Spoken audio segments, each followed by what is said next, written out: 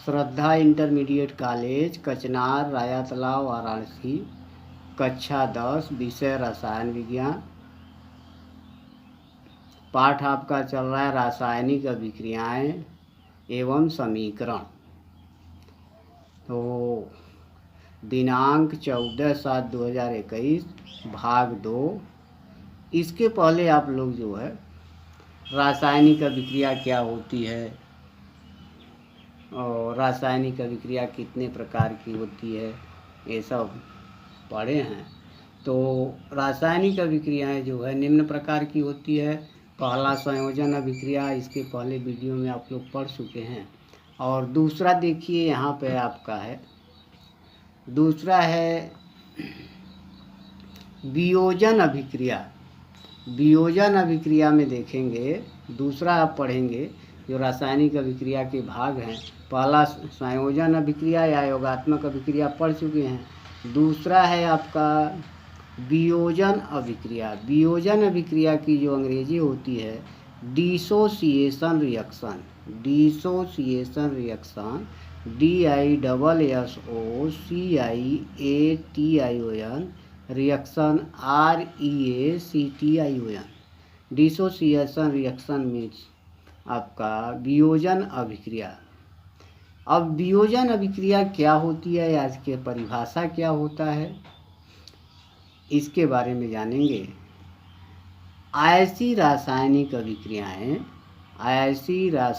अभिक्रियाएं जिनमें कोई पदार्थ रासायनिक अभिक्रिया को प्रेरित करने वाले कारणों में परिवर्तन करने से दो या दो से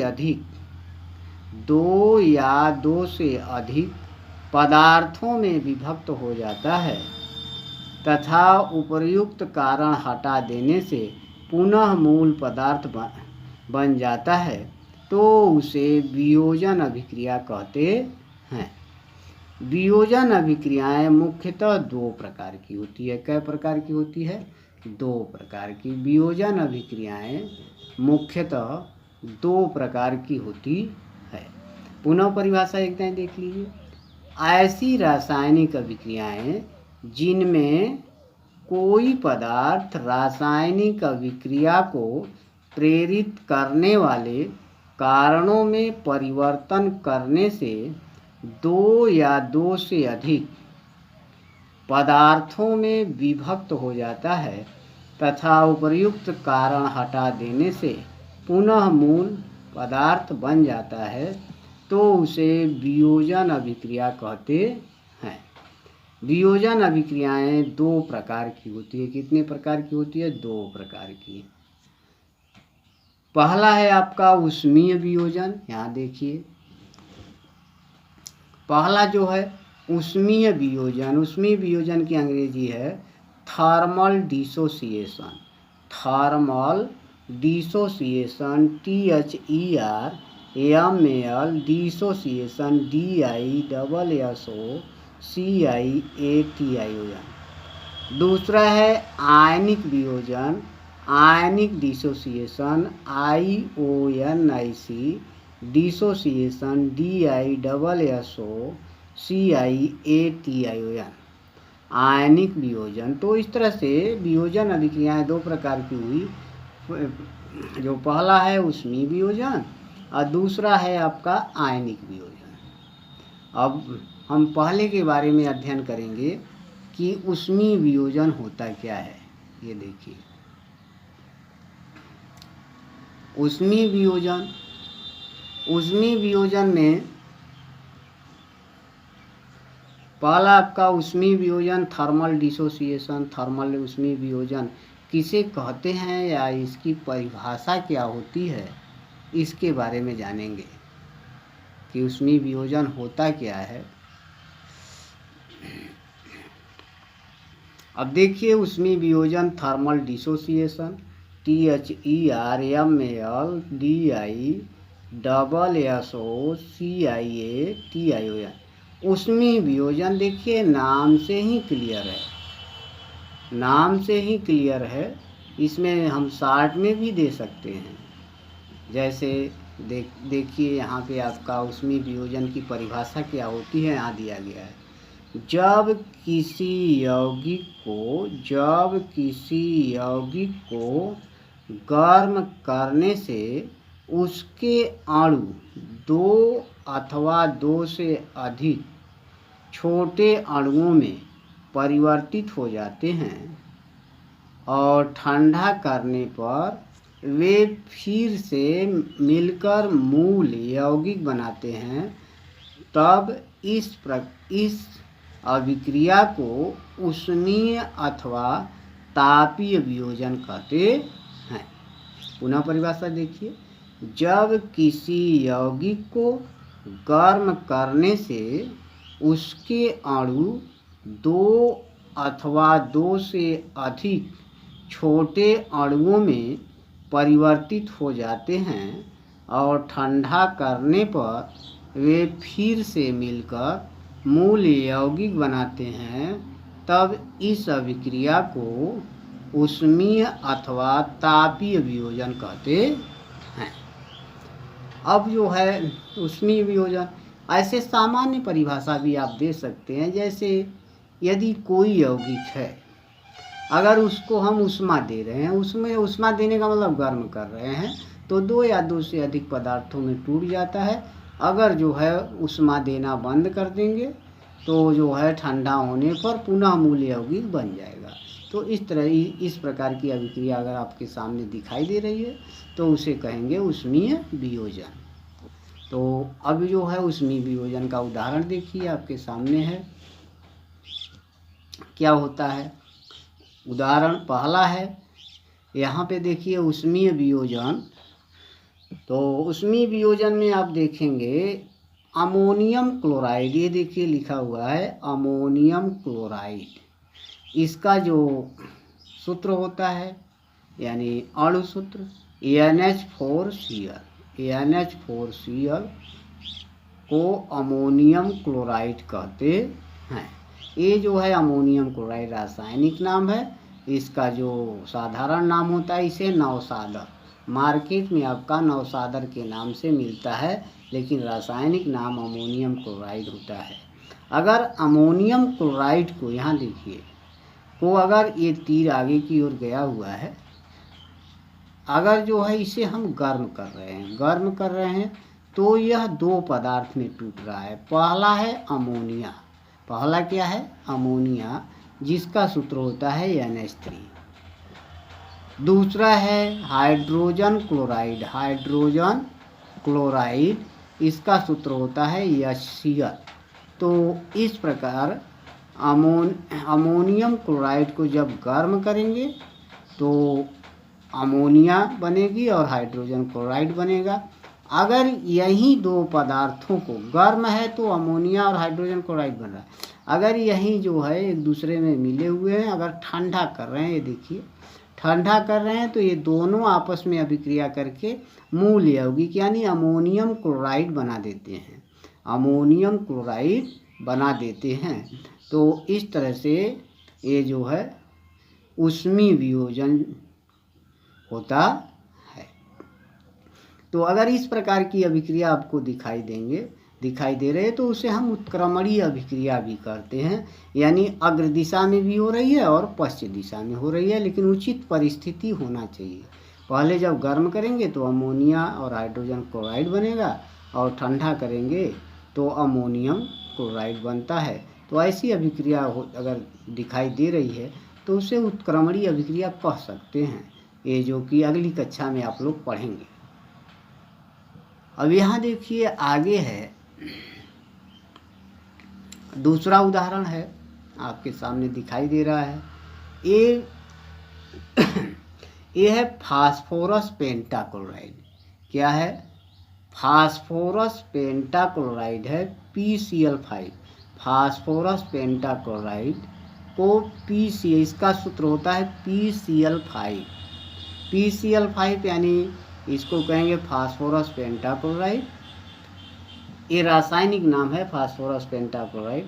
अगर इसे हम फास्फोरस पेंटाक्लोराइड को गर्म कर रहे हैं, देखिए तीर आगे की ओर गया हुआ है, गर्म कर रहे हैं तो बन रहा है आपका फास्फोरस ट्राइक्लोराइड, फास्फोरस ट्राइक्लोराइड। और दूसरा जो पदार्थ बन रहा है वो क्लोरीन गैस है। दूसरा पदार्थ जो बन रहा है वह क्या है, क्लोरीन गैस Cl। और चूंकि गैस जो है ऊपर की ओर उड़ती है, इसलिए इसे देखिए तीर ऊपर की ओर दिया गया है। तो अब अगर फास्फोरस ट्राइक्लोराइड और क्लोरीन गैस को हम जो है ठंडा कर रहे हैं, यहाँ देखिए, तो दोनों आपस में अभिक्रिया करेंगे।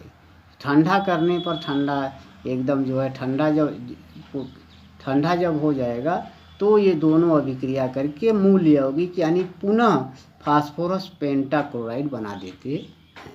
क्योंकि यह जो है गर्म करने पर PCl3 फास्फोरस ट्राइक्लोराइड और क्लोरीन गैस बना रहा है, जब ठंडा कर रहे हैं तो पुनः दोनों आपस में मिल करके मूल यौगिक यानी फास्फोरस पेंटाक्लोराइड बना दे रहे हैं। इसी को तो मूल यौगिक कहेंगे। इसी से ये जो है वियोजित हुआ, पुनः ठंडा करने पर ये बन गया। आगे आप देखेंगे कि आगे है उसमें वियोजन हो गया। दूसरा देखिए यहाँ पे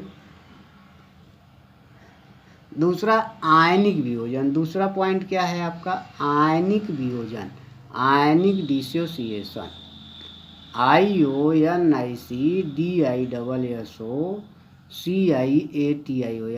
आयनिक वियोजन। देखिए नाम इसका क्या है, आयनिक वियोजन। आयनिक वियोजन की परिभाषा क्या होती है या इसके बारे में क्या होता है, इसके बारे में आपको जानकारी देखिए नीचे दिया गया है। जब किसी विद्युत अपघट्य या विद्युत संयोजी यौगिक को जल में घोला जाता है या उच्च ताप तक गर्म करके गलाया जाता है तो धनात्मक तथा ऋणात्मक आयनों में वियोजित हो जाते हैं। तो धनात्मक तथा ऋणात्मक आयनों में वियोजित हो जाते हैं तथा पुनः संयोजित होकर अणु बनाते हैं। इस क्रिया को आयनिक वियोजन कहते हैं। अगर आयनिक वियोजन कहते हैं, पुनः देखिए, जब किसी विद्युत अपघट्य या विद्युत संयोजी यौगिक को जल में घोला जाता है या उच्च ताप तक गर्म करके गलाया जाता है तो धनात्मक तथा ऋणात्मक आयनों में वियोजित हो जाते हैं तथा पुनः संयोजित होकर अणु बनाते हैं। तो इस क्रिया को आयनिक वियोजन कहते हैं। ऐसे सामान्य परिभाषा भी दे सकते हैं कि कोई विद्युत अपघट्य पदार्थ है या विद्युत संयोजी यौगिक है तो यदि गर्म करेंगे उच्च ताप तक या जल में घोलेंगे तो आयन में टूट जाता है। एक धनात्मक आयन बनाएगा, दूसरा ऋणात्मक आयन। तो इसीलिए इसका चूंकि आयन का निर्माण हो रहा है, धन आयन और ऋण आयन, इसलिए इसे आयनिक वियोजन भी कहा जाता है। इसके आगे देखिए,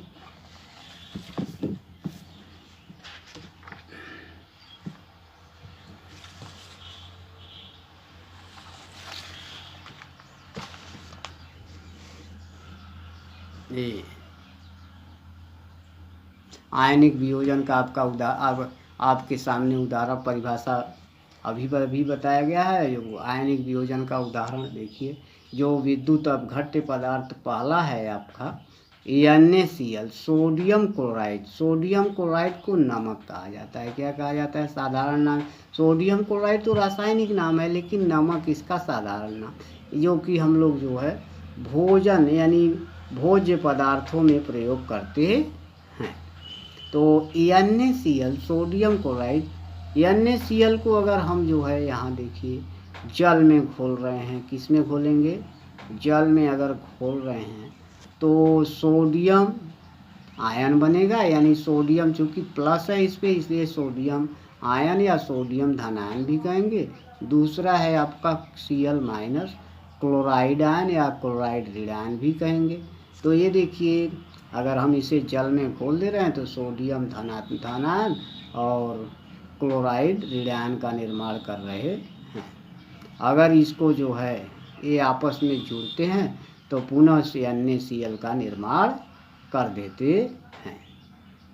ये जुड़ते हैं तो NaCl का निर्माण करेंगे। अगर इसको जो है जल में घोलेंगे, यदि जल को जो है वाष्प के रूप में वाष्पीकृत कर देंगे तो उसमें जो पात्र में बचेगा NaCl बचेगी, दोनों आपस में संयोग करके NaCl बनाते हैं। चूँकि आयन में टूट रहे हैं इसलिए इसे आयनिक वियोजन कहते हैं। दूसरा आपका है, देखिए दूसरा उदाहरण। दूसरा उदाहरण क्या है? दूसरा ये है, देखिए दूसरा पॉइंट। दूसरा है आपका उदाहरण H2SO4। इसको कहेंगे सल्फ्यूरिक अम्ल। H2SO4 प्रयोगशाला में आपका रखा रहता है जो है, इसको प्रयोगशाला में भी देख सकते हैं। ये सल्फ्यूरिक अम्ल है H2SO4। अगर ये जो सल्फ्यूरिक अम्ल को जो है जल में घोल रहे हैं, तो यहाँ देखिए जल में घोल रहे हैं तो हाइड्रोजन आयन 2H+ आयन और दूसरा sulphate ion SO4 double minus ion. तो यानी आपका पहला आयन जो बनेगी हाइड्रोजन धन आयन, दूसरा जो है सल्फेट ऋण आयन बनेगा। और इसमें जो है जब इसमें से हम पानी को बाहर निकाल देंगे, वाष्पन विधि से बाहर निकालेंगे, पुनः हाइड्रोजन आयन और सल्फेट आयन आपस में जुड़ जाता है। जुड़ करके मूल यौगिक H2SO4 बना देता है। चूँकि ऊष्मा देने ये जो है जल में घोलने पर या उस जो है ऊष्मा देने पर यह जो है आयन में टूट रहा है, इसलिए इसे जो है आपका क्या कहेंगे, आयनिक वियोजन कहते हैं। इसीलिए इसे क्या कहेंगे, चूँकि आयन में टूट रहा है ना, इसलिए इसे हम आयनिक वियोजन नाम दिया जाता है। तो ये है, पुनः इसे समझिए। H2SO4 को जब जल में घोला जाता है तो हाइड्रोजन आयन और सल्फेट आयन, हाइड्रोजन को कहेंगे, दूसरा नाम दे सकते हैं हाइड्रोजन धन आयन, और सल्फेट को सल्फेट ऋण आयन कहेंगे। जब ये जो है इसे इसमें जो जल को बाहर वाष्पन विधि से जल को बाहर निकाल देंगे, पुनः हाइड्रोजन आयन और सल्फेट आयन आपस में जुड़ जाते हैं। जुड़ करके मूल यौगिक H2SO4 बनाते हैं। ये चूँकि आयन में टूट रहे हैं इसलिए इसे हम आयनिक वियोजन नाम देते हैं। आयन में टूट रहे हैं इसलिए इसे क्या देंगे, आयनिक वियोजन कहते हैं। इसके आगे जो है आपका जो है अगले डेट पर पढ़ाया जाएगा।